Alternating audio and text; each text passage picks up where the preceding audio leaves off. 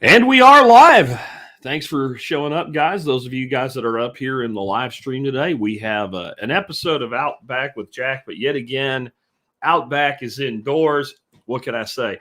It's actually warm enough out there by now, since I'm so late for a Friday and getting started, that I could have been out there. But I got so behind, I just didn't have time to set up out there and make everything work. So we're going to do Inside with Jack, even though it's an Outback with Jack episode. And I am stalling just a little bit to let folks come online for the live stream. I see we're up to about 20 have joined us already on the YouTube side. And for some reason, some of the other services seem to have a real lag between the time people join and we see them show up. I am on YouTube, Odyssey, Float, and even Facebook today. And if you're watching me on Facebook, please help me as I try to get myself banned. And I say I'm live on Float, but it doesn't seem to be working. There's been a lot of bugs on Float this week.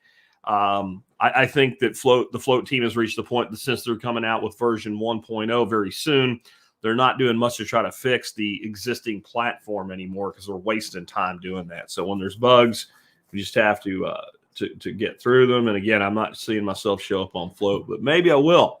What are we going to talk about today? I got a bunch of stuff for you, and as promised, today's episode will be heavily crypto-centric.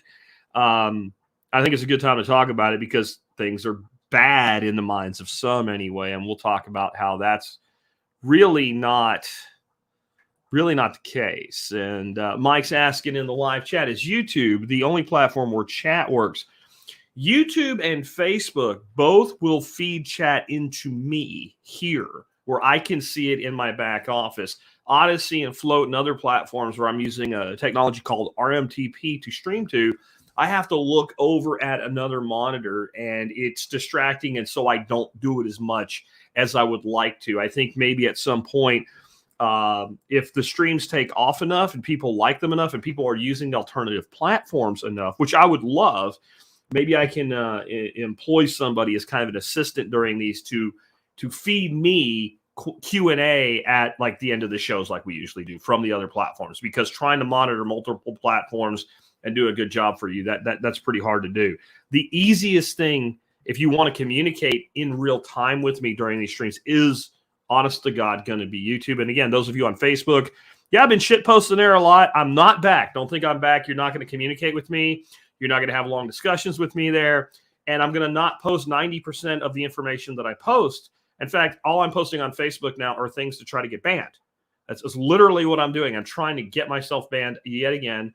I know I'm shadow banned heavily there and on Twitter. And we do live stream on Twitter as well, but I can't see your comments in real time on Twitter either. YouTube is the best place to do that. All right.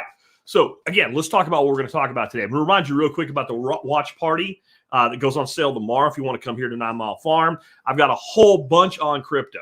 Like a crypto sandwich show today. Start out with a topic on trusting information from media and the problem with puritanism in that. And then we'll go into the crypto segment. And then we're going to finish up after we cover a bunch of stuff on crypto. We are going to talk about a new gem in the infrastructure bill where, what they want to do is put kill switches in all our vehicles. And that is now the law of the land, but it doesn't go into force for 5 years. We're going to talk about canning a little bit and a question on canning chili. And that's really something that is going to give me an opportunity to talk about something that people need to understand about canning and stop being too worried. A lot of things that people worry about with canning, if it were true, you wouldn't be here because your great-grandma would have died. All right, I'll just say it that way. Doesn't mean you can just be stupid with canning, but we don't have a lot of canning deaths in the United States, and there's a reason. We'll talk about that when we get to that. I have a question about aquaponic systems in winter and what to do to get ready for winter, even though we're already here, but the question just came in, and it's a big old it depends. And then I think the big topic today is going to be, are we in the middle of an apocalypse right now? And I do mean the word as it's intended to be used, but it's not the way that the word is used many times by people. That doesn't mean the end times. It means an unveiling or a revealing. And I think when we get to have this topic at the end of the day, this will be the most interesting part of today's episode. And it's going to cause some contemplation in some people. Hopefully, that's the reason I'm going to do it. And I'm going to kind of conjure a little Tommy Chong in it. It's the same but different, man. Because when I started explaining my reasoning as to why we're in the middle of an apocalypse right now, which they can be pretty long, by the way, you're going to say, well, isn't that always the case? And I'm going to say, yes, but, right? It's the same but different, man, because it's the quantity and the veracity of what we're dealing with at the time. We were going to talk about the concept of evil as darkness and truth. Instead of good, let's call it truth is light. And why darkness fears the light. Why evil always fears the light. And yet light doesn't need to fear darkness. So it won't be a religious sermon or anything like that, but we'll get a little bit spiritual there and a lot practical. So let's kick off with, hey, I just want to remind you guys again, tomorrow morning, 10 a.m., Santa Claus is coming. No, the watch party, it's from Elf, right? I think it was 10 a.m. Tomorrow morning, 10 a.m. Tomorrow morning, 10 a.m. Central Standard Time, the watch party where you can come hang out with me and like 20 other really cool people and watch the Anarchapulco, the last 2 days of Anarchapulco, see my presentation, which will be streamed out through Anarchapulco and to the Anarchapulco people in real time. You guys will be here when I do it. A lot of other cool stuff. I won't go into it, but great menu. It's $500 for basically 2.5 days. You know what? I dare you to feed yourself. Just feed yourself the way we're going to feed you for those 2.5 days if you come here. I've got some real cool stuff coming. And for many of you guys that have not been able to make the workshops that are more like 5 days, the time constraint may be a little bit easier to do with this one. And it's a time of the year, unless you just can't leave your place like me, because, if it gets too cold or whatever, you have things break. Unless that's the case, you may be more able to get away this time. It is mid-February. K-Bonk's asking 17th and 18th are the 2 official days, but you can show up Wednesday afternoon. We're going to be hanging out, having a social hour and throwing some brats on the grill and stuff like that as we get set up and ready for it. And it's going to be some cool stuff that I'm not even talking about.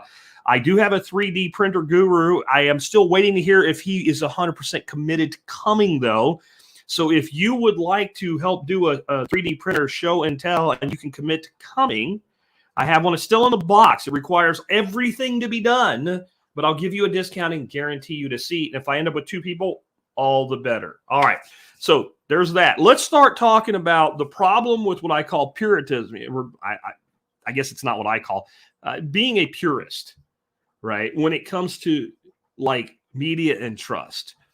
So I made a very innocent comment on Monday, and I got a very tongue-lashing email, right? Hey, David, please email me on the printer thing. Put TSPC in the subject line in case it goes into spam hell. Anyway, a very innocent comment. And it wasn't, hey, you can trust these people with your dog. I talked about the situation in the Ukraine on Monday. And I said the reason that most Americans, and it turned out to be true right here with my audience, that some of the most informed people in the country, I would imagine, that most people didn't know that the Ukraine is in the middle of a civil war. That there's Eastern Ukraine and Western Ukraine. And that Eastern Ukraine on the border with Russia is a group of breakaway provinces that don't really want to be part of Ukraine. And instead of a complete actual split, what happened is there was something called the Kiev Accords, where both sides agreed that there was autonomy for these provinces versus these provinces, and then they could just go on about their lives, stay totally Ukraine, and not kill each other.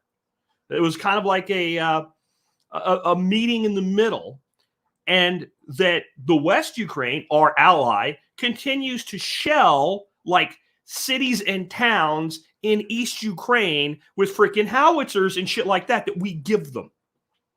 And that Russia has not stepped foot, as far as we know, at least officially, in the Ukraine. And we have yet another proxy war where Russia's on one side and we're on the other, and we're fighting as intermediaries. And I won't go any further than that. You can go back and listen to Mondays if you want to know more. But I said, here's a video from RT. And I said, when it comes to things like this, about the only news source in America you can trust is RT America. So I got several emails on this, but one in particular said, I don't know if you're aware of this or not, Jack, but RT America stands for Russia Today America. No shit. You think? Really? You think I don't know? It says right on the damn thing, Russia Today. Like, I can't read when I watch a video, and they exist solely to serve the agenda of the state of Russia, and I can't believe that you trust them. Oh my God. This is why we're fucked, folks. This is why we're fucked. Let's say that I told you that I think it is less dangerous to jump off a 50-foot fucking cliff than a 500 fucking foot cliff. Does that mean you should go willy-nilly jumping the fuck off a 50-foot cliff? Does it? I mean, Jesus Christ. This is the problem. What I said was, for things like this, you're going to get more accurate information out of RT than you will out of MSNBC, CBS, Fox, etc. And here's the thing. Have any of those sources told you what I just retold you now? That what's actually going on is a civil fucking war inside its own country that maybe we should stay out of. Even Tucker Carlson, who probably does the best job on Fox News, he talks about it. He says the United States should stay out of it, etc. He doesn't explain why. He doesn't explain what the hell's going on. At least not. If he has, okay. I haven't seen it. I haven't seen him explain it. And I don't religiously watch it or anything, but I haven't seen any clips posted or anything about it. I haven't heard from anybody. And when I asked this audience, and there were about 200 people in the live stream this week when we were talking about that subject, who didn't know that Ukraine was basically involved right now enveloped in a civil war amongst themselves? More than half of the people in the stream said, me, I didn't know. And that's just the ones that admitted it and were paying attention enough and took the time to answer in the comments. And that didn't include all the other people on all the other live stream platforms. Again, we were talking about at the beginning, I can't see. Now, this is what I'm saying. Puritanism destroys and rots the brain's ability to think logically. You can be Puritan in your core fundamental beliefs and your morals and your ethics. I consider myself that way. I may have areas that you think are bad that I don't, and you may have areas that think are bad that I don't, et cetera, and vice versa, and that's fine. But when it comes to my moral principles, I am a Puritan. This thing is either good or it's bad or it's neutral or it's a gray area, right? And I'm very defined in those things. And just because I disagree with somebody doesn't mean that the information they're giving me is not accurate. And honestly, you have to look at the whole world today this way. It's a giant house, and there's hundreds of windows. And the more windows you look through, the closer the true picture you're going to get, and you're never going to get a 100% accurate picture. But when it comes to those types of things, yes, Russia is serving its own interest as it pushes through a media platform like RT. Of course it is. But if and we'll get to this when we talk about the good, evil apocalypse thing here at the end, right? If I have an adversary, right, and that adversary is constantly lying and deceiving and committing lies of omission in addition to outright lies, and I want to counter that, is it best that I tell my own lies, or is it simply best that I expose the lies of my adversary? Which one of those is going to be more effective, right? Which one is going to be more effective? Well, obviously, it's the path of least resistance to point out the lies of my adversary if they're easy to point out. And oh my God, the lies that we're telling in the Western world today are so easy to point out. Again, we'll get to this at the end. So that's why I trust RT more than MSNBC, CNN, Fox News when it comes to Ukraine right now, because it's in their best interest to tell the truth, because what they're saying is actually happening. And the people that gave me a tongue lashing by email, and I could just hear your fingers going, you're so mad at me, right? Those people, not one of them said, well, Jack, actually, you're wrong. There's not a Kiev Accord. It doesn't exist. Here's proof. That our allies are not shelling freaking towns and cities and villages in eastern Ukraine. It's not happening. And here's not one person did that. No, what you have there, folks, is called an ad hominem fallacy, which is probably the most pathetic fallacy in all logical fallacies. It is such a childish freaking thing to attack a source if you actually think the data is invalid, because attacking the data would be easy if you could. So I just wanted to point that out. Now let's go into crypto and where stuff goes from here. I want to start out with something that I think a lot of you probably have never seen before. And those of you that are on the live feed, I'm going to pull this up. And it is called the stock to flow model. Now, I want to be very clear that I am not saying that you should bet your entire life savings on this, okay? I am not saying that this is something that you should literally take to the bank. I'm just going to point out how it works. Now, I wanted to also say something else when I cover this with you. There is a more, I would consider, an elegant model of this as far as being able to look at than this one. And it includes bands. So you know how when you look at a hurricane track, you'll see bands of certainty. In other words, they'll say, we think the hurricane's going to hit, I don't know, freaking Miami. And then they'll have like a light cone that's just outside of it that says, well, it could be east or west of Miami by this much. And then they have a broader cone and say, we're almost 1,000% certain that it's going to be somewhere in this big ass band. Well, this stock to flow model has a band like that around it, but I can't find a dynamic. And what I mean by dynamic is up to date, real time, as of yesterday anyway. This particular chart here, and I have a link in the audio version of the podcast, and you can use the link in the video notes here to get over and see it. About an hour after I get done with this live stream, it'll be available, and it shows kind of where we are versus where the model predicts, and it's showing us around 47,000 yesterday at close. It's hard to get right there.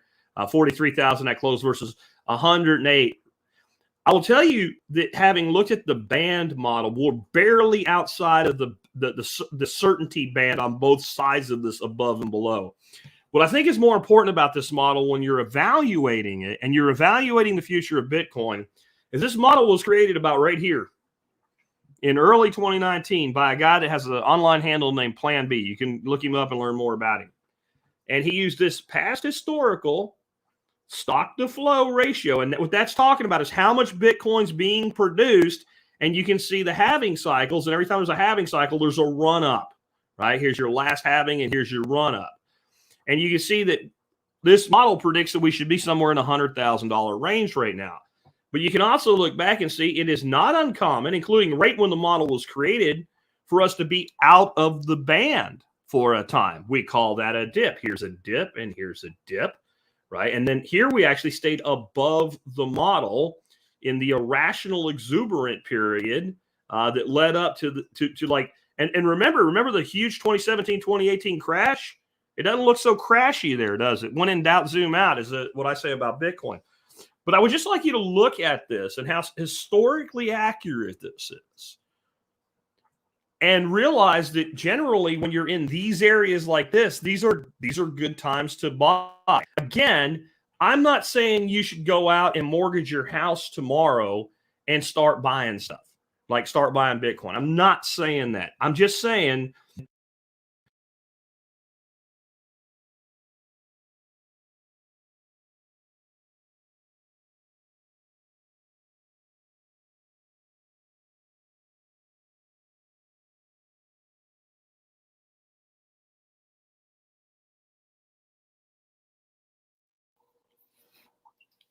all right, can you guys hear me? If so, we are now on the inbound mic. I need to know if you guys can still hear me so I can keep rolling here. I knocked the freaking cord out of the microphone.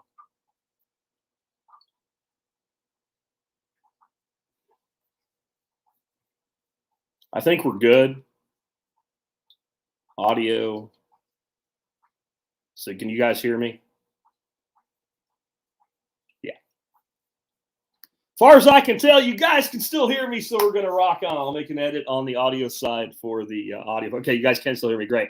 Anyway, what I was saying about this stock to flow model is it should give us a lot of confidence in the future of Bitcoin just by looking at it, its accuracy over time. And I'm sorry about the audio quality probably just went down a little bit because I'm using the inbound or the onboard mic in the laptop now to do this. But starting over doesn't work real well with this.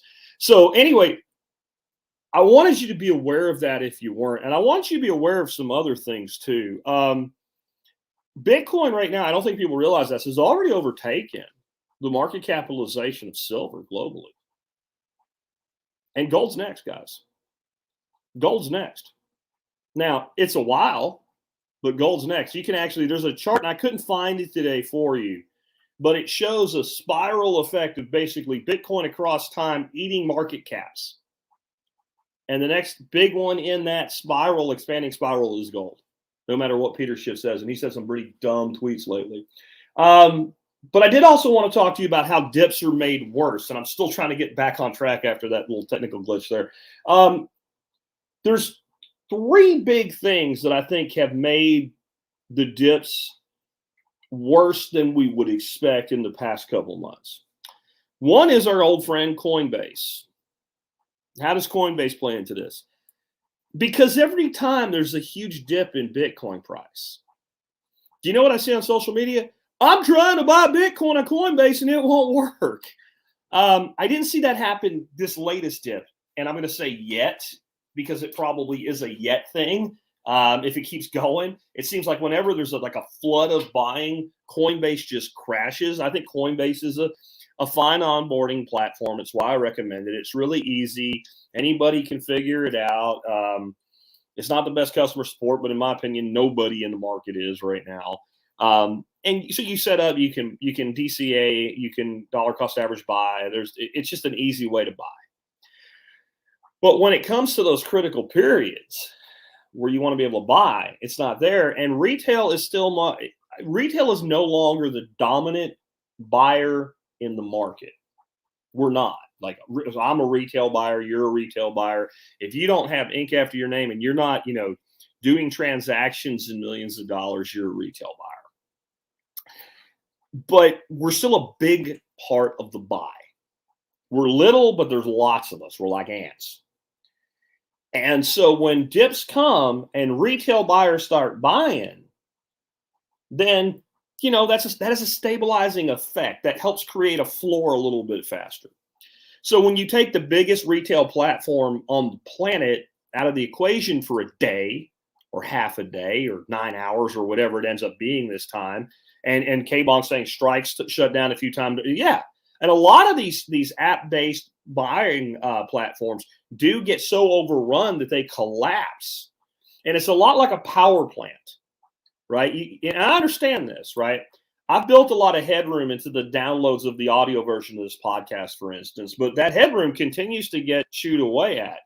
I actually pre-buy 100 terabytes of bandwidth a month, because when you hit as many subscribers as I do through as many platforms as I do with the audio, that hour and a half audio file every day adds up.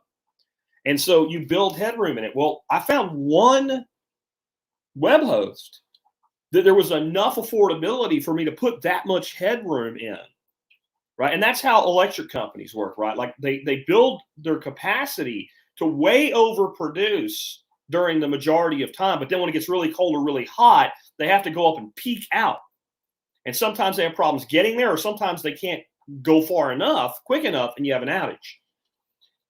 And you can understand why, because how much can I afford to put into infrastructure that gets used once, twice, 3, 4 times a year? And that's what a lot of these brokerage platforms have. So that's an aggravating circumstance, definitely. But the biggest thing right now is futures contracts and overall leverage. We're at a point now where so many people are using leverage to buy Bitcoin, and through futures and through other lending and cross-leverage platforms, that when the price comes to a certain point, there's a bailout point where if I don't bail now, I'm going to get liquidated completely later. And that triggers a bunch of sell-offs. And this was finagled. This was finagled and done on purpose. And I told you this months ago. I told you this before it got approved. When I talked about the ETFs, I said they're going to approve an ETF. It's going to be a futures ETF. They're going to drag their freaking feet on approving a spot ETF. So if you had the futures ETF and the spot ETF, you'd have a great counterbalance in the universe of Bitcoin.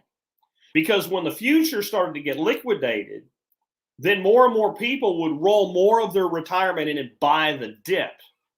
You see how that works? And because this is what the problem is right now with buy the dip stabilizing the floor. The buy the dip budget is spent. How many of you out there, I'd love to see it in the live stream right now, you bought some of the dip already? It's in a point now where you would buy more of the dip, but you don't have budget for it right now. Like, you bought the dip. The buy the dip money is gone for the month or the quarter, right? Or I have other crypto, but since there's so much leverage interconnection, all of it's down. So, like liquidating some of XYZ to buy BTC, not really, doesn't make sense right now. It doesn't make sense because I would be right back where I started. And so the buy the dip budgets are highly liquidated in the retail small investor. And by small investor, I mean people are worth a couple $1 million. They have budgets just like you. So then you have to kind of wait for budget to reconstitute to buy dip again. And then once it starts falling, people aren't stupid. They're like, well, how far down is it going to go? Because if it's at 42 and it goes down to 36 and it starts going back up and I decide to act and I buy it at 38, I'm still ahead. People can do that basic math, especially people smart enough to understand Bitcoin. So that's it. But there's 3 other things that the mainstream will tell you right now, and they have varying levels of truth. One is Kazakhstan, and I was shocked by this. As much as I know about Bitcoin, I had no idea how much hash power Kazakhstan has. It's like it was a fifth of the power of the hash power in the Bitcoin network, a whole fifth. And then if you haven't been paying attention, like the people of Kazakhstan have lost their freaking patience with their government. They're revolutioning. They're tearing shit down. They're freaking pissed. And they're also in the middle of a power crisis. And because of that, what's happened is the Kazakhstan government has shut down Bitcoin mining. So a fifth of the hash power went down. So that's supposedly why the price is plummeting. That's stupid. You know what that did? Do you know what that did to Bitcoin? Nothing. It's called the self-adjusting difficulty algorithm. I've talked about this before. You can take half the hash power offline. It's not going to change Bitcoin. Now, if you took 90% of the hash power offline, and good luck with that. And right now, the Kazakh miners say that they have no plans to leave. Well, yeah, because they expect it to come back on. But what happens when the hash rate drops? First of all, you have to understand, before this happened, we had the highest hash rate we ever had. And when that dropped, it didn't bring us back to like 20 years ago or 10 years ago, right? It brought us back to like the summer. It ain't that big a deal. And what am I going to do if I'm a miner and the hash rate drops so the difficulty drops? I'm bringing up more miners, baby. I'm going to start putting some more hash power out. This is a non-issue, but it does work as fun. Basic technical analysis is another reason, because the Bitcoin investor is a fairly informed investor. And basic TA says that if you dip below 45K support, which we did, I don't know where we're at this moment, but 42.7, something like that. Somebody just said 42.7 is where they bought it, but I think we're in the 42 range right now, 41. I don't know. But technical analysis says we will fall through $40,000 in this dip. Now, if you think that's going to happen and you are a trader, you're probably going to go ahead and sell. Even if you didn't sell yet, if you really believe, if you're at 42.5 and you are a person that trades regularly and you believe we're going to go down to 37, it's probably the case you'll take at least some of your holdings, sell them, and wait for that lower price and buy it back. And even if it falls through, even if you're a solid hodler that trades, I still got more. Then if you're looking to buy the dip, if you do have any dip budget left, you're like, well, let's see how juicy this dip gets. So all of that's kind of pushing the price down. But technical analysis says we will go sub 40 in this dip. It doesn't mean it's right, but it's what it says. And it's not one person with some YouTube channel that gets paid to make videos. It's a pretty broad spectrum of pretty good technical analysts saying that's what this says. And then last and the biggest reason, and this is what the stock market's come down to. Have you noticed that? And by the way, gold ain't done shit. The Fed has stepped in to stabilize the dollar by raising interest rates to reduce inflation. So there's more confidence in the dollar. That tends to change the direction of the flow of money inside and with its investment in assets. But you know what? People that are making decisions on that are betting on that the Fed can, jack interest rates up 0.5 point and fix the inflation that's been created with the printing of trillions of dollars. It's almost a joke. It's a short-term thing, and I invite you back to look at the stock to flow model and its historical accuracy. And I'm not saying it's going to be 100% accurate going forward, but it's a pretty good model that we can expect to continue to perform well. Is what I'm saying there. Next, I think there is a crash and burn coming this year, a big crash and burn. And you know where it's going to be? NFTs, baby. NFTs are going to crash and burn this year because people are going to start realizing, hey, I'm buying stupid shit. It didn't take long for South Park to start ripping on you. When South Park starts ripping on you, you're on short strokes with your game when South Park starts ripping on you that hard. And I think that it's going to get hit in a lot of ways, but one's going to be regulatory.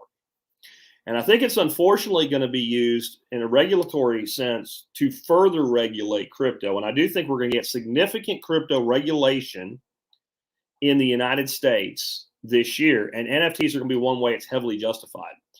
Because I don't know if any of you have really thought about this. Let's say that I wanted to create the illusion of money, but I had a bunch of Ethereum, right? Because that's just a real popular way to handle NFTs. So I made an NFT of this soda can here. And I said, this is my special soda can. I decorated it with my lips. And then I put that out in an NFT marketplace. And I said, I want $10 million in Ethereum for this NFT. Now you might think, well, you're stupid, Jack. No one would buy it. I'll buy it for myself. See, now I can spend the $20 million in Ethereum that I have, or $10 million in Ethereum, whatever amount of Ethereum I have. I can literally spend every Ethereum I have. And the only thing I'm going to lose in a transaction is the fees. And now I have an NFT that legitimately sold on a legitimate marketplace for $10 million or $20 million. And then I can say, well, I fell on hard luck. I'll take a loss on this. I'll sell it for $500,000 because I need money fast.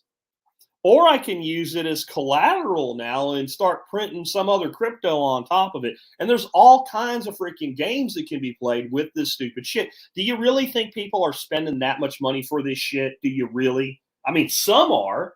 There's more than one form of mass formation psychosis in the world.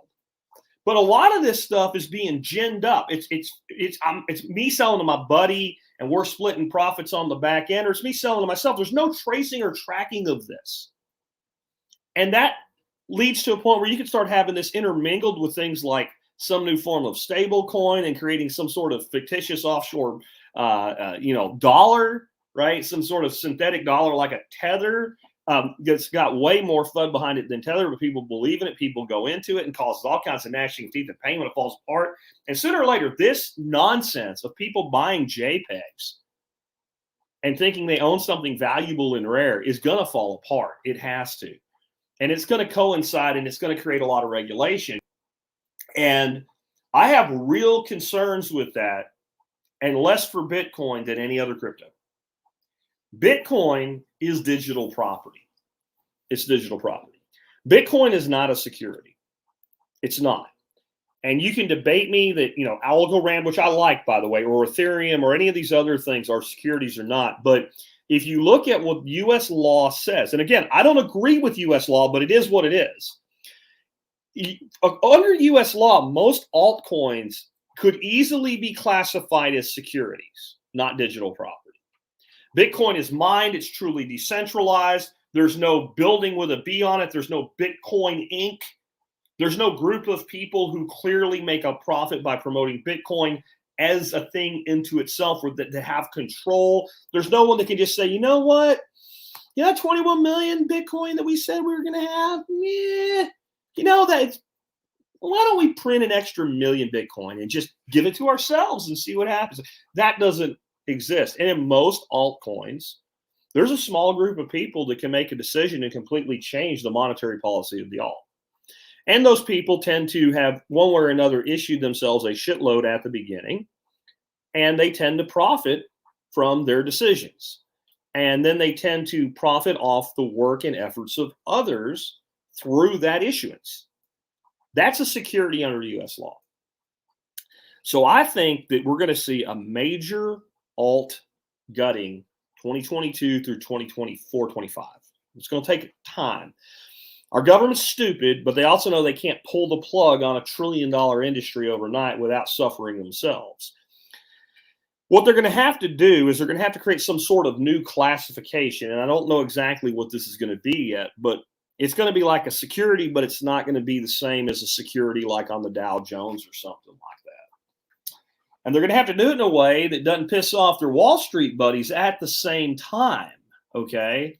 In that they're going to have to make sure that not every corporation leaves Dow and S&P, et cetera, and starts using this other model because it's less expensive. And what's going to happen then is the alts that will survive will explode after they get the shit beat out of them in the FUD, because they're going to be able to comply with whatever this bullshit is.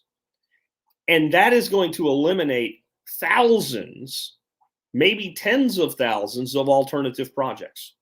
Just wipe them out, gone, go away, because if I can't afford to do it, I'm not going to do it. So I'm tending to look at projects right now from a standpoint of, can you survive this? Now, are you good? Do you do something nobody else does or do it better? Do you have a compelling use case scenario? Are you winning real world contracts? And can you get through this? And I can't give anybody 5 stars on all of that. But this is why I like projects like Cosmos and like Algorand, because I think they have enough of a war chest to finance compliance, you know. And then, well, where does that leave a project like Pirate Chain, which I love? And the answer is I don't know. I'm not sure. I think that any currency that's a mined currency has a better chance of survival than a proof of stake currency under this model, with, you know, assuming that they have some level of war chest available. So we'll see. But this is just some stuff you got to really, really think about. You really got to think about. Next up, I have gotten questions this week again about this subject. And I keep getting this, and I probably need to make one standalone video that's 2 minutes long of how this works. So every time I get a question, I can stop talking about it over and over again. Crypto taxes. And it's that time of year, and everybody's making crypto tax videos because they want to make this hard. This is not hard to understand. I think part of why people struggle with it is most people have, in our country, have never owned stocks, bonds, mutual funds, etc., outside of a retirement account. And that's why a lot of buy the dip Bitcoin money is held captive right now and can't do it without an ETF. So you've never had to actually figure out, well, how do I pay taxes on a stock trade? Cryptocurrency works almost exactly the same from a trading standpoint. And then we'll talk about earning and spending and how that correlates. And I'm not going to do this anymore for a while. If I buy Bitcoin, the tax consequences are nothing. Just like if I buy Exxon stock. If I buy it and hold it, the tax consequences are nothing. I can buy it, if I bought it when it was $1 and it's 40 grand now, and I went from $1 to $400 billion or whatever the hell it would be, okay, I owe nothing in taxes. I can send a picture of my holdings to the IRS and tell them how it happened, and I owe them nothing. I don't have to hide anything. I owe nothing. Just like if I buy a stock and hold the stock. When I sell it, I realize a gain, or if I bought at 60 and I sell at 40, I realize a loss, and I put on my taxes. Bought Bitcoin, date I bought it, and I declare my own basis for now. Exchanges are not providing a basis to you. They will eventually. Infrastructure bill has shit for that in it, just like they finally did that with stocks. Years and years, when I did a stock trade, I figured out my own basis and reported it, and now my brokerage gives me a basis on the stock that I've sold. That's how it works. And then I pay tax on the gain, or I take a deduction, a capital loss on the loss. That's it. If I am holding a proof of stake coin that pays me staking rewards, that's just like a dividend in stocks. It's seen as dividend and interest income. Okay? That's it. So all your rewards, you're supposed to report and pay taxes on as though you received it as income. Okay? Simple. If that's it. As for trading and holding, that's everything. And right now, we still don't have what's called a wash rule. So you literally can sell at a loss and buy back immediately.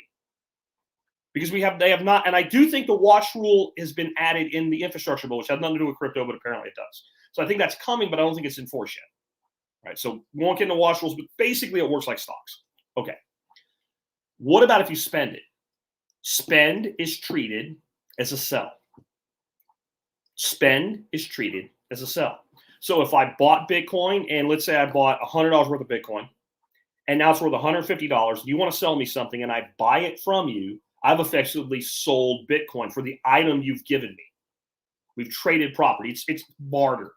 But monetarily, it's a $50 gain. I'm supposed to pay tax on that. If I bought $150 worth of Bitcoin, and it goes to $100 in value, and you sell me something for $100, and I get a capital loss for $50. That's simple. If I get paid in Bitcoin, like for my salary, I report it as income and pay tax on it.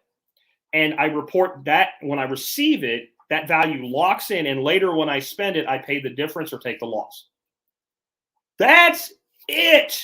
That's the whole thing. But the big thing people don't understand, the big place people fall in the hole is if you buy cryptocurrency and hold it, nothing happens from a tax standpoint. Nothing. And I've had people get mad at me. I'm like, you could be worth $4 billion in Bitcoin. If you never sold or spent any of it, you owe nothing in taxes. They'll find out. It doesn't matter if they find out. I'm going to calm down and we're going to go to other things now. Don't know why this is hard, guys. But I do think that's what it is. I think the real problem is that most people have never invested in securities outside of a tax-deferred account. And when you're doing it inside a tax-deferred account, you have to worry about this. In fact, most people in America don't trade or exit positions. They just, 10% every paycheck goes in. And so they don't deal with it at all. And I think that's why. So I know that's why. That's probably why. So don't let me sound like I'm being too hard on people. Next up, though, hey, your government's out to help you. They want to really help you guys. They really do. I want to just bring this up on the screen real quick here for you. And so what they want to do is they've put another law. This was in the infrastructure bill. This is nice, isn't it? Once again, drivers get screwed by politicians in D.C. Back in 1998, sci-fi TV series X-Files aired an episode called Kill Switch about an AI gone rogue, told when the internet was still accessed by most dial-up modems. It was a fascinating tale of technology run amok, and basically it could turn stuff off. Well, your government has made that a thing now. Your government has mandated that in the future, all new vehicles sold in America, these are cars, trucks, SUVs, it doesn't matter, will have to be made with a kill switch that would allow authorities, if they had a code or some access or something like that, to basically, there you go driving down the road, click and your car shuts off and it won't go anywhere. Now, I'm going to tell you something. I think this would be an interesting technology if the government didn't have it. I have no problem with you, good sir or good madam, having that technology available on your own car. Because what they're saying is it'll help prevent car theft. We'll be able to recover vehicles. Oh, okay. Okay. You don't need it then. I need it. So I go outside and, there's my car's gone. And I look around and realize, hey, I didn't loan it to my kid or nothing. I click, right? And then bam, guess what? That car shuts off. And then I can have a look and I can call the police and I can tell them, hey, I just kill switched my car and I got it on my app here and here's where it's at. And I'm going down there. And if you guys don't want me to beat the shit out of this guy, maybe you should meet me there or what have you. That sounds like a legitimate market-based solution. But I think the way this reads, when I dug into this part of the bill a little bit, is that not only is that going to be the case, there's going to have to be a centralized database, and the government can shut your vehicle off anytime they want. Now, it's not clear what government, your state, your local government, some sort of new, what I predict come out of this, because we don't have enough alphabet agencies, right? Another alphabet agency.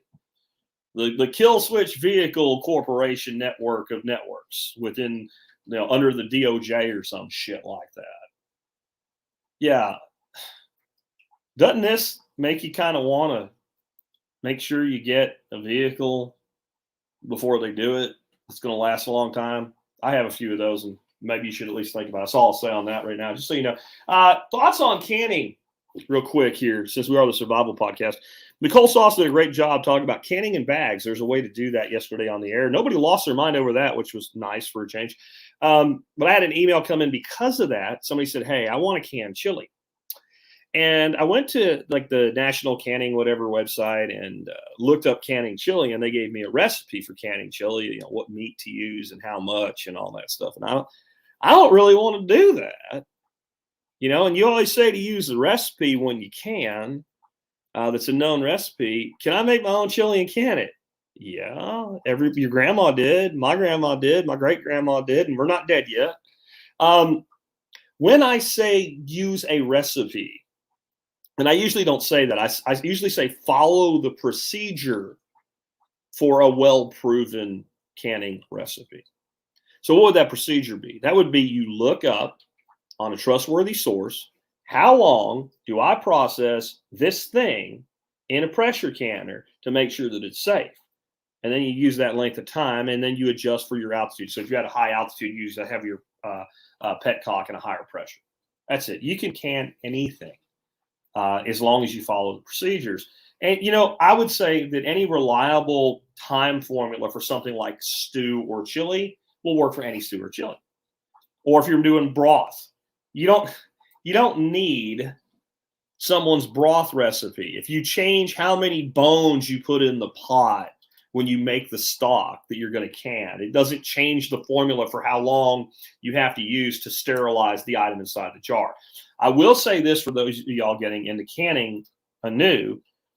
You want to do what's called a hot can with these things, meaning you want to actually bring the chili, the stew, the stock, any of these, especially these low acid liquid based things, you want to bring them to a simmer, and then carefully, without hurting yourself, you want to put them into your cans and set up and follow the procedure from there. But no, you don't need to follow a recipe when you can. You need to follow a procedure, and it's really more the type of thing.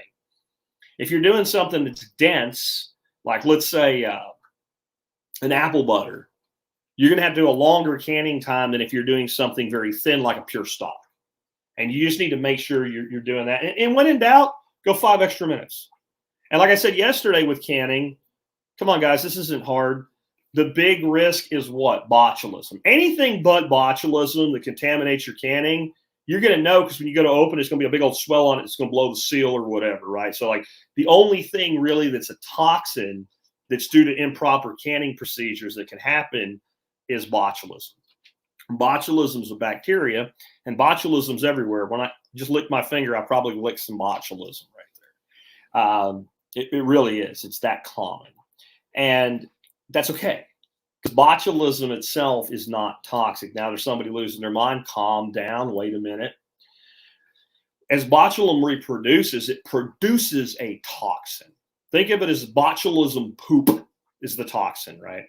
But if we boil something for a good 10 minutes, we boil off that toxin. It's very volatile. So that's why you don't generally hear much about botulism happening to people from improper canning procedures, because most people take that additional step that anything that could be a botulism threat, anything that's not high acid, when I heat it up, instead of just heating it up, I should actually bring it to a simmer and keep it at least at a simmer for 10 full minutes. So anyway, there you go. What is the shelf life difference between canning and freezing? It depends on what you're doing. I mean, frozen chicken stock will probably last damn near forever, but frozen meat has a life expectancy, right? So I generally look at things as about a year, not from a safety, but from a quality standpoint. It's just about anything, no matter how well it's done. After about a year, your texture and your quality begins to go downhill, with the exception of freeze drying and certain things with dehydration. All right, next up, I had a question on aquaponics systems. What do I do with the lower part of my aquaponics system during the winter? It depends. And I love the question because it's a thinking question, because it already started out with the lower part. What he means by lower part is the water the fish live in. Because what you do with aquaponics, guys, in climates where it's going to freeze and you have ebb and flow beds or any kind of like flow through anything, wicking beds. And this is why I like flow through wicking beds better than I like deep water flow through beds, because I could shut them off in the winter, and if anything will survive in soil through the winter, make a cloche and a little mini greenhouse or whatever, I keep growing it. Everything else, stop growing. You shut it off. And the reason is if you have an ebb and flow bed full of lava rock or shale or leca or what have you, and you get temperatures in the low 20s and lower, it's literally going to freeze solid. And even if your lower end of your system's still working, eventually the drain that lets the water, it will plug up, and you're going to have cycles running and overflowing and then making giant ice things. And then additionally, all that moisture in that loose material that those plants are in is going to freeze solid. Plants are going to die. No matter how winter hardy plants are, when their roots freeze solid, they tend to die. And then the other side of that is your ebb and flow beds are your primary heat loss. So you're trying to keep heat in the lower system, and then you keep flushing through your ebb and flow. Every time you do that, you're losing heat energy from your thermal battery. So kind of your best practice is, one, build a system appropriate to your climate. Okay, and what I mean by that then is the further north you are, if you're in the northern hemisphere, the deeper in the ground you should go, and the larger quantity of water you want for your fish.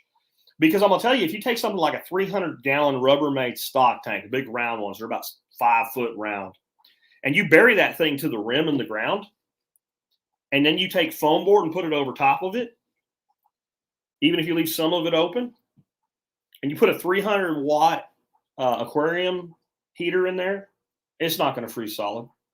I mean, I guess if you're in like Minot, North Dakota or something like that, and it's freaking 20 below zero for 3 weeks, it probably will eventually, but in most of your temperate climates where this makes sense to do in the first place, that alone will do it. And what I would do is a 300-watt AHEEM aquarium filter, aquarium heater, which I'll try to link in the audio side if I remember to do it. And if you want to know and I forget, just email me and I'll send you a link. But I would put that in at the bottom, and I would get at least a 250-watt, if not a 500-watt stock tank de-icer, and I would put that in the top, and I would cover everything other than a small area with that stock tank de-icer with simple insulation foam board. And that's going to go a long way. And your fish don't need a perfect environment. And then I would take your pump that was driving your system and put a bypass valve on it and just recirculate the water, because it takes a lot more to freeze moving water than it does non-moving water. And if everything kind of freezes up to the point where that pump don't want to run no more, sounds like you can kill it, shut it off. Leave the heaters in place. I've had systems freeze a foot thick on top of my fish. And the fish, if they're fish that can survive that cold weather, don't care. They pretty much go very inactive, and they kind of like fish hibernate. And they don't produce any waste during that period of time because they're not eating, obviously, because you can't eat food to them. And I have one pond that's about 12 inches deep in the ground in my aviary. And again, it's only 12 inches deep. And during that massive freeze we had last year, all the goldfish in it lived. They probably had 4 inches of water left at the bottom. So you can't do it everywhere with everything. The other option is, this is why a lot of people build systems indoors. But what we can do is we can build a system that's indoor-outdoor. We can put the fish tank on some sort of inside of a greenhouse or a shop building or something like that, and pump the water outside for the grow bed, so we don't have to use grow lights. We have a lot more stable temperatures like that. And again, a little bit of heat goes a long way in that environment. So those are some different thoughts on that. Maybe we'll talk about this more sometime next week on a standalone show. Now the big subject of the day, the one many of you probably showed up when you saw the apocalypse. Are we in the middle of an apocalypse? And notice I said an apocalypse, not the apocalypse. There's, within religious circles, everybody has their own version of the Christian concept of the apocalypse, the end of days. And you can believe what you want. I'm not critiquing your beliefs. That's not my place. I have no right to do so. I have no right to tell you what to believe about your faith. So you're going to have to put that in your back pocket for what I'm about to say, and understand that even if you're right, I can still be right about what I'm saying, because we're not where you are thinking when you use that word yet. But an apocalypse is actually a revealing. That's what it actually means. It does not mean the end. It means a revealing. And I started thinking about this last night. I've been reading The Lost Symbol by Dan Brown again, and I think it's a really excellent book, and it's really worth reading. It's a good unplugged from the Matrix book. It's, you know, it's a fiction book. A lot of stuff about Masons and stuff like that in it. But I don't want to give away the entire concept of what's going on in the book during this examination of things is, because if you haven't read the book, it'll ruin it for you. But just say one of the characters is having what they believe is an afterlife experience, but it's not. And if you've watched the miniseries, by the way, that's on the streaming service, whichever, that's Peacock or something like that, it's good, but it ain't nothing like it. It's zero relationship to the book, honestly. So it's still worth reading the book. But it goes through how in history, we've had many times when truth and deceit collided heavily. And that's the hallmark of any unveiling or any apocalypse. That's what actually happens. And I'm going to use a word here that I tend to stay away from because it becomes so invocational of religious thought and religious theology, etc. And that's evil. And we can have evil as in it's the devil or Satan or demons or whatever, but we can have evil if none of that stuff exists, right? Whether you're a deist like me, whether you're a Christian, a Jewish person, a Hindu, a Muslim, whatever, or an atheist. And unless you're delusional, we can agree that there is a concept of basic good and true evil. And to go to an extreme example, to make my point, somebody that walks through a park and starts looking around and picks out babies in strollers and starts smashing them on the ground, if you have a word other than evil for that, you are delusional, and we should probably bury you in a hole up to your neck and let people kick you like a soccer ball until you're gone. And then just have the excavator come in and push you the rest of the way under, throw a little dirt on you and pretend you're not there. If you don't think that's evil, there's something wrong with you. Okay? That's evil incarnate. And a lot of the things that are going on in the world today, I don't have another word for. I don't have another word for. I absolutely believe there are therapeutics that are medications we've had for decades that can do no real harm to a person by trying, that could have helped with this pandemic we went through and we're still going through. I absolutely believe that. And I believe that even if I'm wrong about them being effective, I know that I'm right about them being safe to use. You can't have a medication that's been safe to use for 60 years all of a sudden become dangerous when it should only be used in a hospital in an ICU. That can't happen. That can't happen. A medication that's still being deployed throughout the world for a variety of things that people take every day, like it's safer than aspirin. It can't go from being safer than aspirin to dangerous just because some guy in a white coat with an official title said so. And to claim that, and even if it only potentially costs lives, I don't have another word other than evil. I don't have another word other than evil. And I've been really heavy on y'all lately that you need to get the book by RFK Jr. called The Real Anthony Fauci and read it so you can see this playbook. Well, reading Dan Brown's book at night, reading Dr. Fauci, the RFK book in the mornings, I found an interesting confluence there between an apocalypse and good and evil colliding with what's going on with the pandemic. But I said to myself, you know, if it's one thing, it can't possibly be the apocalypse or an apocalypse. So how many places is this pattern repeating itself? Where the truth is attacked as a lie by the people lying. And the answer I have, and it's more true now than it's, I'm not going to say ever been, but in my life, it's never been more clear that everybody telling the truth is attacked by establishment about everything. You can take COVIDs and put it away, and you tell me where I'm wrong. Look at what you're being told about what kind of food you should be eating. I'm a test case scenario in this, right? I went from eating what they said you're supposed to eat to eating all the things you're not supposed to eat. I lost almost 100 pounds, and I saved my own life. So if you don't have to be keto with diet either. I mean, Ken Berry himself said at the workshop we had this fall, he said, that won't work for me or Jack because we are a specific blood type and body type where we really need to stay restricted in our carbohydrates. We really do. But there are a lot of people, if they just simply kept their carbohydrates total, not net, total carbohydrates under 100 a day, 100 grams a day, they would be fine. All their numbers will come in line. They'll be great. And if we just make that the basic dietary advice in this country, it ain't got to be keto and eating bacon, and it could just stay under 100 grams of carbohydrates a day. That's it.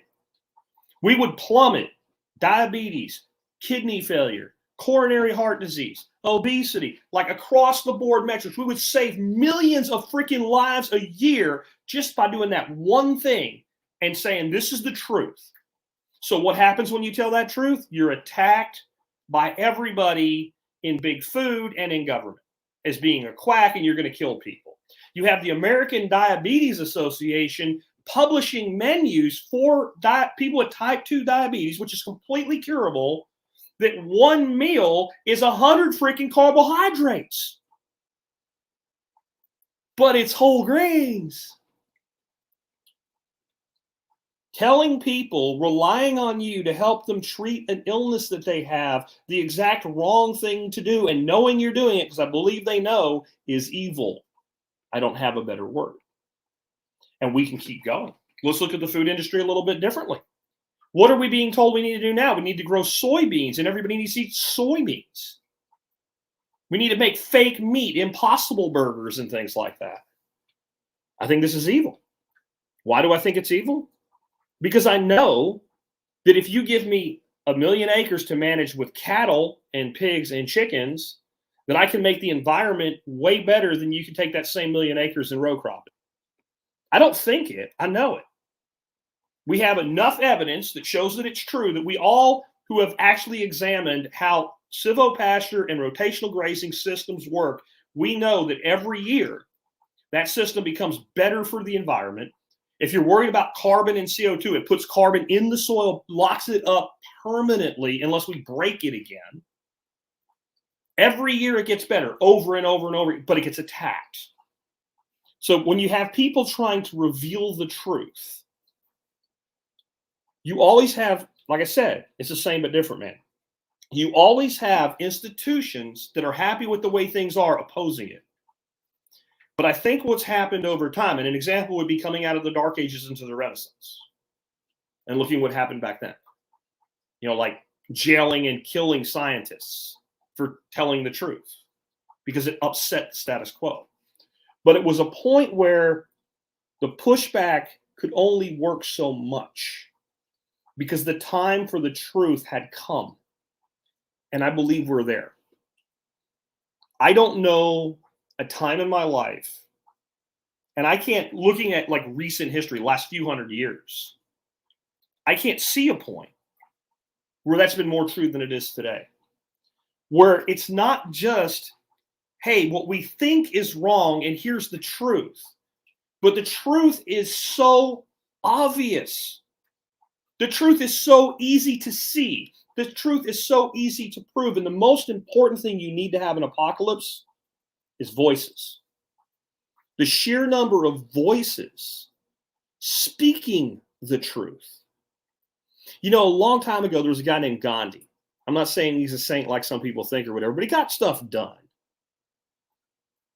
The thing that he did that most cemented everything he would do from that point forward was the famous March to the Sea.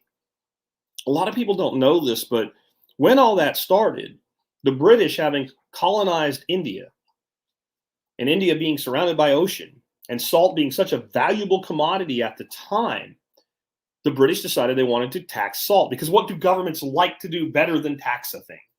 Well, you have a problem with taxing something that people can just make. So they passed a law and they said that it was illegal for a native citizen of India that they had colonized to go to the sea, take a bucket, fill it up with ocean water, and sit it out in the sun. Let the water freaking evaporate. And then collect the salt out of the bottom and put it on their food. That was illegal. Go to prison for it. Now, that was wrong. In my opinion, that was evil incarnate.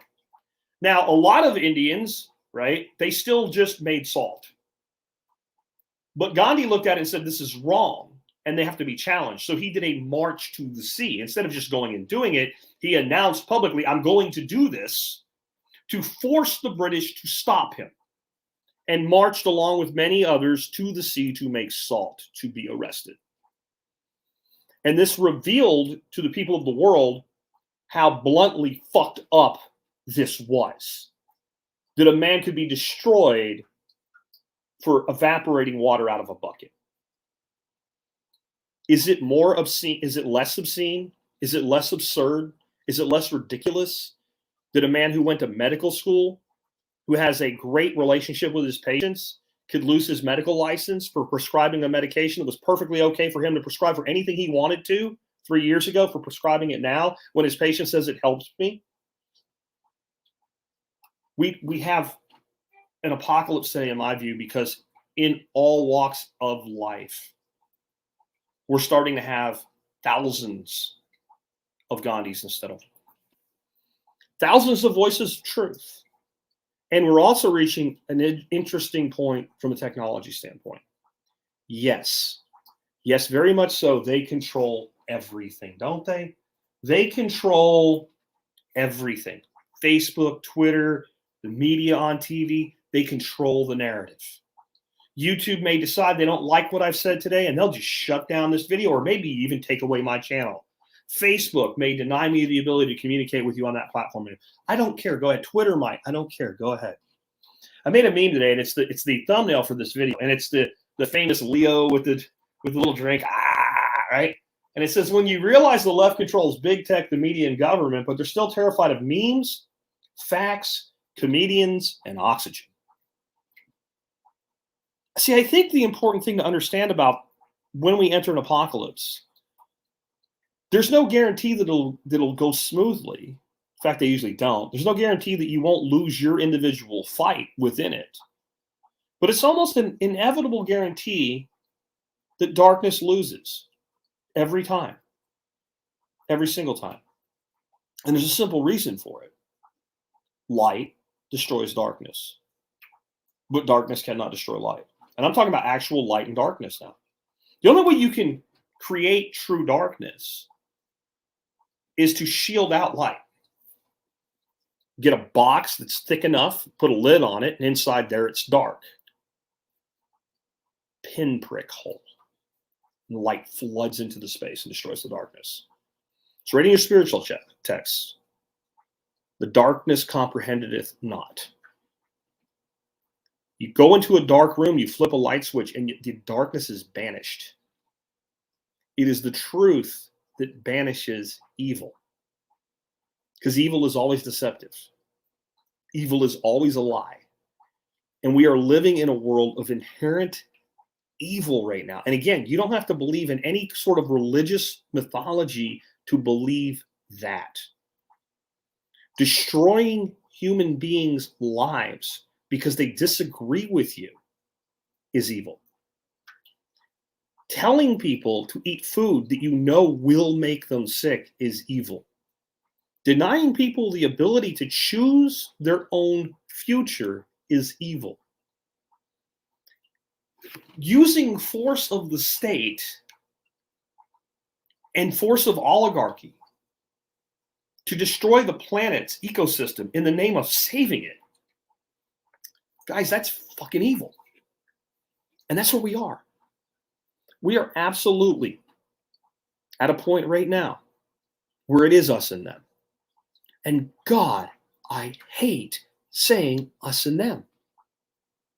But it is us and them. And I think each apocalypse has kind of a theme. It's like a theme party apocalypse, right? Like, you have an 80s party, right? And everybody comes dressed up as 80s people, like Duran Duran, or was it Miami Vice guys or something, right? And I think that the theme this time is centralization versus decentralization. And that's not about crypto. That's just one small piece of it. I said this years ago, and I never really saw this correlation to like this unveiling. But every problem we have is being addressed by the people in power through the concept of we need more power, we need more centralization, and we need more control. But when examined critically and logically, the solution is inevitably we need less centralization and less centralized control and less power of individuals in a small number and more empowerment of individuals at a wider level. And you can keep looking at things, and it just keeps being that way. We have a problem with the food supply. Gee, well, maybe if you guys got the hell out of the business of telling people how their cow has to be processed, maybe there'd be more slaughterhouses and people wouldn't be waiting a year to have a cow processed right now. You know, that would mean giving up centralized control. You know, when we have energy grid problems, you know what? Putting power generation and power storage in individual homes, and even there is a place for a grid, and then intercombining that back into the grid so that we can load share during shortages, that makes sense. But that's empowering the individual. That individual might not need you anymore, big power company, or they may only need you a tiny little bit now. Can't have that. When we look at a housing problem, maybe if we didn't have so many regulations saying you can't build a house under a certain number of square feet, we'd have affordable housing tomorrow because the free market would start building them, but that would be decentralizing power and control. And I just don't see a place where the solution that's obvious, or in the words of Bill Mollison, is embarrassingly simple, isn't either full or partial decentralization. And I'm open to it. You can give me one. We'll examine it critically together, and we'll determine whether or not you're right. But I can't think of one. And I'm a pretty good thinker. And I've tried, because even though this makes so much logical sense to me, I believe if you're not willing to challenge your own beliefs and your own biases and your own decision-making process, if you're not willing to say, I'm going for a moment to pretend that this is a lawsuit and I'm the lawyer for the other side, I'm going to build a case against myself, then you're not a critical thinker. But I don't know, give me a problem we have today and tell me we can't mitigate it at least through decentralization, and then show me that everything in media and government and industry isn't designed to prevent that decentralization. You want better food? Grow more food in more places and remove the obstacles to doing so instead of having all the food go to a warehouse before people get it. Got a flaw in that? Tell me what it is. I'll listen. If you're in my audience right now and you have a legitimate flaw with that, I will let you come on the air with me. If somebody has one, tell me in the chat. I'll drop a link. You can come right on into my chat room and I'll let you tell me where I'm wrong. Go ahead. And I don't mean that adversarially. I'm talking about an open, honest discussion here. I don't expect it. I don't know where we're at in the world today where we have a serious problem where we're not in this mode of apocalypse. And that's what's in Dan Brown's book, is about every time this occurs, every time a great unveiling of truth occurs, every time society is ready for an actual leap forward instead of a reset. You know, just think about that. I didn't really think about that till this second right now. Humanity is about ready to take a massive leap forward intellectually and scientifically. Massive leap. As confused as your great-grandfather would be about the massive leaps in technology that we've had between when he died and today. You know, my great-grandfather died in early 80s. My last, you know, you have like four, right? My last great-grandfather I lost, the only great-grandfather I ever met, died somewhere around 1982. If we could bring him back when he was nice and healthy and about 45 years old, and he walked in just my home, his mind would be blown. If he walked in here and said, "What are you doing right now?" And I said, "I'm talking to hundreds of people all over the world through this box. And they see me and they can interact with me and they're talking to me right here." His mind would probably shut down. As monumentous is that leap forward is, the leap forward that we're talking about right now, people becoming their own doctors to a large degree, doctors returning to the concept of doctor as a teacher and surgeon as a treater. That's happening right now. A complete revealing of new knowledge about the ancient things that have always worked well to keep us healthy and safe. That is a much bigger leap than going from ahoy hoy on the phone to using the internet. It's a massive change in society. And changes benefit society as a whole in general when they are leaps forward. And they seriously impede and cost the established power structures when they occur. That's why there'll always be this fight. But think about that. What am I talking about now? Again, I'm talking about a leap forward for humanity in general. And what do the people in power want to do? Reset. Interesting. Interesting, that term, when you see it that way, isn't it? We want to leap forward. We want to evolve forward as a species. We want to evolve forward as human beings. We want to evolve forward in the way that we establish and maintain and build our communities. And they want to reset. You have right now, in my estimation, it's probably been since the Renaissance, we have not had a place where those two opposing forces have clashed as hard as they are right now.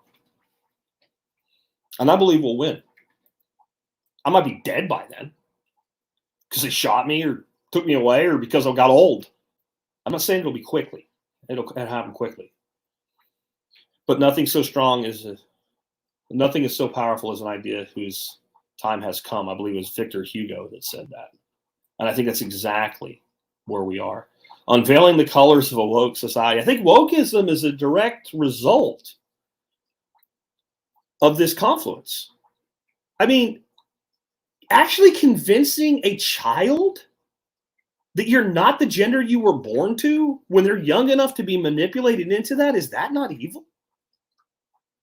Convincing somebody that you are bad because you were born a certain color, is that not evil? Is that not like literally the definition of evil? It absolutely is, in my opinion. And what do you use to fight light? You try to use darkness. The woke culture is a direct result of this. These people, like all these, we look at them and we call them like woke tards or whatever, and they're idiots. They didn't wake up one day and turn into that. They were conditioned, trained, and taught to think that way. And the ones most susceptible were the ones that bit it, swallowed it, hook, line, and sinker. People didn't just decide, oh yeah, I'm going to go on site Team Masks card and start masking my face 27 times a day, right? Like I need another mask and another mask. Just put the whole box on. People didn't just randomly do that. They were conditioned into freaking psychosis, mass freaking psychosis into doing that. Why do you think they're doing it? Because they want to shut everybody up. They don't want honesty. They don't want voices like mine or yours. The most dangerous thing to them is those of you with little channels, little podcasts, little websites, way smaller than mine, that put up a picture of your family eating breakfast from eggs you harvested from your backyard. That terrifies them. Because that's about the damn brightest light you can shine, is showing that what you do works. Or as I've said for years, showing that what you do matters. That you actually can make these determinations for yourself. Because that's what's going on right now. The real revealing here is in self-determination. That every human has within them the ability to influence their own lives for the better and make choices for themselves that impact their future far more than anybody else. And if you think about it, the macro view of the system right now is, no, you can't. You need us. And I want you to think about it like a relationship. Think about the mass of society being a female in a relationship, in a marriage, a bad one, or a bad boyfriend-girlfriend relationship. And finally, the woman says, well, we used to get along, but we don't anymore. And I don't think you're good for me, and I'm leaving. And the guy puts his hand on the door and says, you better not leave me. You'll never make it without me. You can't make it on your own. No one will ever love you or care for you as much as I do. You better not leave. Without me, you're nothing. Without me, you'll starve. Anybody you find other than me will treat you worse than I do. Even if I treat you poorly, they will treat you worse. I'm as good as it gets, and you need me. You'd say that's a sick, psychotic son of a bitch, and she should kick him in the balls and go out the door. And if he follows her, she should probably drop him with a 38 to the head. I don't see it much different with government right now. And when I'm talking about government, I'm talking about the whole thing. I'm not just talking about your elected officials and bureaucrats. That's the third of the unholy trifecta. Government right now is media, all of it. Facebook, Twitter, ScrewTube, Google, all the searching, all of big tech, plus ESPN, everything from ESPN, where the Let's Go Brandon shit started, right, to MSNBC, CBS, Fox News, all of it. That's another third of government. And then the last third is the oligarchy. It's all the corporations that conspire together in clear and flagrant disregard for the federal law that they put in place through lobbyists to control us. That's government. And that's what government's saying right now. You'll never survive without us. It's dangerous out there. I think of like some sci-fi things where like there was an episode of 24 where Jack Bauer's daughter ends up down in an old nuclear bunker. And the guy that has her down in the bunker says, you can't go up there. Nuclear war happened, right? The bombs went off. Oh, I'll go out. I'll wear a suit and I'll go out and get supplies. It's not safe. And if you hold people hostage that long, there's three outcomes. First, and this is where about half society is right now today. It's called Stockholm Syndrome. They identify with their captor. They go into mass formation psychosis, and they do whatever they're told. The rest of society, or the other two options in that individual scenario, they wait for an opportunity, and they kill the captor. Because they're like, there's only one way out of this, and that's for this person not to be here anymore. We call those revolutions and actual insurrections, not their nonsense about January 6th, when those occur in history. Or outright escape. Those are the only three plausible scenarios, right? I guess some people kill themselves. But generally speaking, captives either escape, they injure and disable or kill their captors, or they accept their captivity. That's an apocalypse. That's the world right now. People are all making one of those three choices. The person in a place where there's no requirement to wear a mask, walking around with two masks on, has Stockholm Syndrome.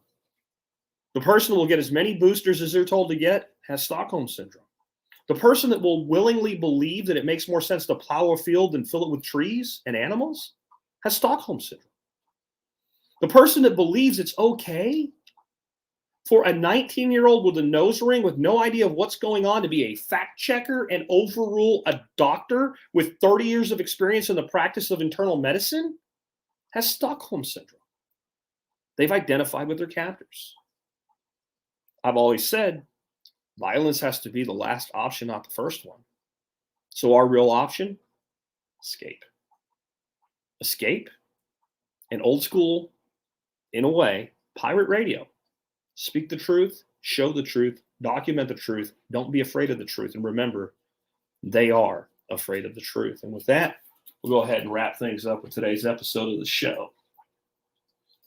And guys, on the live stream, this went way longer than I planned today, especially as late in the day it is. But if you guys got anything for me here at the end, I will happily answer them or whatever. Just go ahead and start dropping them into the comment section here on YouTube in all caps. And for some reason, we're still rolling here. We haven't been shut down yet. I'm always wondering when they're going to shut us down. Still don't see any questions coming in, but yeah. Okay. Tim Pool I did see that. David says Tim Pool got swatted in the middle of a podcast. Yeah, that just happened. This is an example. Have you ever noticed it's these people that claim to be so concerned about mitigating violence and fairness and all that are the most violent? That's an incredibly violent thing to do to somebody. This is what I've always said about calling the cops on somebody. If I won't point a gun at you, I won't call a cop on you, right? I'm not going to, because when I call a cop, I'm pointing a gun, right? And I'm not saying all cops are bad. We're not going to get into that debate today. But yeah, I'm not gonna call the cops on you if I wouldn't point a gun at you, because it's the same thing. I'm pointing a man with a gun at you, right? And swatting somebody. Like, and cops, you need to be a little bit fucking smarter, by the way, okay? Like, do some level of verification. I've seen some of these swatting instances go really, really bad. Who are you? Like, that would be the first. Who are you? Let's verify who you are before we go kicking in somebody's door. It's insane. Bobby Joe says, "Hi, Jack. I'm the person on Twitter that keeps getting the replies hidden. LOL. You're one of them, Bobby Joe. I've seen this lately. This is insane. Like, Twitter's gone nuts, right? I don't know if it's because of me or what, but I have had so many lately. People will comment on a tweet I put out, because I am tweeting again just for the hell of it, even though I know I'm shadow banned, because it's ridiculous to have like 15,000 plus followers and then get, like, you put out a tweet and like 24 people see it. But if you have a few people that see it, someone will comment, and I'll go to read the comments so I can interact with you guys. And it'll say some of these comments have been hidden because they may be, offensive or whatever. And I'll click, and it'll be something like, "Hey, I agree," or, "That was really cool," or it's like, it's insane. And I don't, good Lord. And that is, that's craziness. James Richter is talking about the Tim Pool thing. Said, like, SWAT team swatted. Yeah, dude, that's exactly what happened. And that's what's being done to people, especially people that are media personalities now in alternative media that specifically the left hates. What they do is they call the police and say, "Hey, this guy's got a hostage, or they're cooking meth or whatever. Like, you better get over here right away." And the police have to take calls like that seriously. And they literally send in, SWAT teams, tactical teams, or sometimes smaller places, they don't have a SWAT team. So they send in, 2 or 3 cops or a team of officers, and it's called swatting. And I mean, that's how regular the practice is. I had a guy on the show like 3 years ago. They got swatted in the middle of a live stream on YouTube, just like Tim did. This one says, from David, swatting is way worse. They said it was an active shooter. Jesus God. I haven't really looked into it. I just saw that it happened to Tim. So in this case, what happened then is the person doing it called up and said there was an active shooter at a location. I mean, I don't know what to say. Really strange. I usually listen to the podcast in double speed. I'm not sure why that one's in all caps, but a lot of people do. I find it crazy that people listen to me in all caps. Somebody's talking about Ben Falk. I don't know why that's in all caps, because it doesn't look like it's for me. My wife's job is letting her go at the end of the month. She's staying till the bitter end. We'll see if they go through with it. $50 billion company. Yeah, I'm hearing from a lot of people. And I'm also hearing from a lot of people that right now are saying, we're watching the Supreme Court. That's what they're getting from their employer. You need to do this, but it's tentative on how this comes out of the court. And I did want to mention that a bit today. They are actually hearing one of the cases with the mandates today. With the OSHA mandate. And everybody's losing their mind because Sotomayor said it's no different requiring somebody to get a vaccine than it is requiring them to wear a mask. I don't really care what Sotomayor thinks. I care what a majority and preponderance of the court thinks. I think that the good guys are going to win that one, honestly. Hijack from James. Have you ever grown serval? It's awesome with eggs and easy to grow. Sorry to feed your seed addiction. I have not, but I'm totally open to it. I'll probably get some now that you did that. Jack, I'm still a virgin. I've never had a Twitter account. Fuck Twitter. Okay.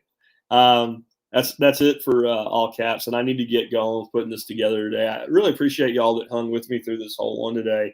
I did get blown off track a bit when I had the microphone malfunction. I have to do something to keep that shit from happening again. I really enjoy doing these live streams with you. And Fridays, I really enjoy getting up early and doing them early. And it didn't happen today. And I wanted to say a little bit about that. Some of you might have saw on social where I announced it was going to be late today. My daughter-in-law tested positive for COVID. She probably doesn't have COVID, but she tested positive. She works in a medical office. So protocol, 5 days, not in the office. And so she's been home all week, and she's been taking care of the grandkids, which are her kids. And that's left Dorothy and I without kids. So this morning when I got up, I'm like, screw this. I'm just going to sit on the couch with my wife for a couple hours, bring some coffee, and talk. And I encourage y'all, when you get opportunities like that, I know I'm big on work, do the work, make it happen. No one cares, work harder, man. Like, that's hustle and that ethic. That's important. But if you lose the people you're doing it for along the way, it's not good. So always be willing to take time to pause, take time off, etc., and be there for people. This fight that we were talking about today, this apocalypse, we don't just win it by fighting, but we win it by doing it better. And one of the things I've noticed, and this is definitely what I want to finish up with, is how many people that I see that are, dyed in the wool, hardcore leftist statists. And when you look at the totality of what they talk about, they're miserable people. They're miserable. Half of them, in their profile says, I'm dealing with depression. Well, maybe that should tell you you're doing something wrong. I'm just amazed at how many people that are fighting so hard for the way they think things should be are so miserable. They're so unhappy. So maybe if you're an unhappy person, you should dig a little bit into your own reasoning for why you're so unhappy. Because if you think you're unhappy because Jack Spirko doesn't pay enough in taxes, you're kind of delusional. There is one thing we really control that has the greatest impact on our happiness, and it's ourselves. That's it. That's all you got. With that, guys, I agree with Mike here at the very end. Work to live, not live to work. Take care, guys. Appreciate you. Have a good day, and I will catch you next week.